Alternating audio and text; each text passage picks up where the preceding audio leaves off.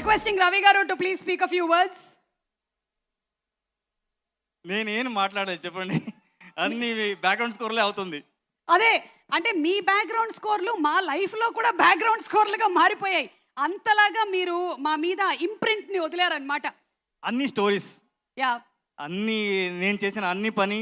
So థియేటర్లో it has to be, అది environment రావాలి. కరెక్ట్. దాని తర్వాత స్టోరీకి వదిలే ఏం చెప్తారు తెలుగులో, స్టోరీ మనకి ఇంకా ఒక్కొక్క సీన్లోని ఇమోషన్ పండాలి. అవును, ఎస్.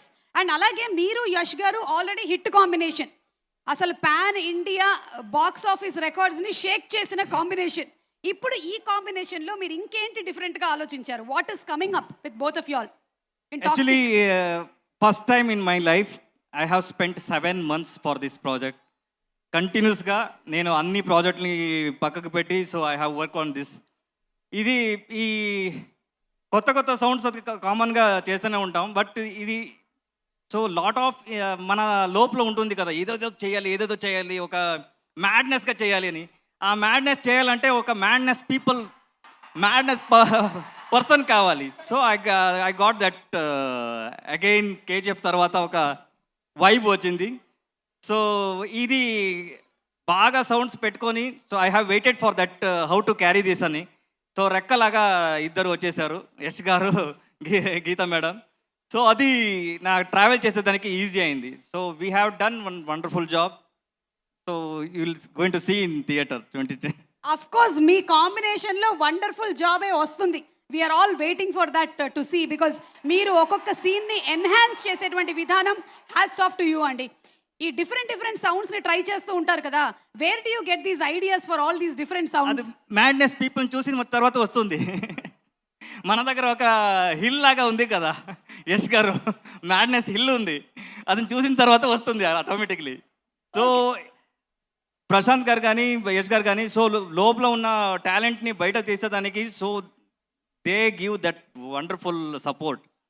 సో ఇప్పుడు ఈ మూవీకి మనం first time we have approached Diana, Dune పాడిన అమ్మాయి.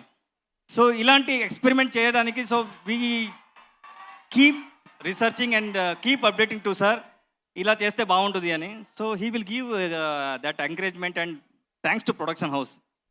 సో ఇది మన ఎక్స్పెక్టేషన్ నుంచి బయట వెళ్ళిన ప్రాజెక్ట్. దాని తర్వాత they have spent so many, ఏం చదువు డబ్బు.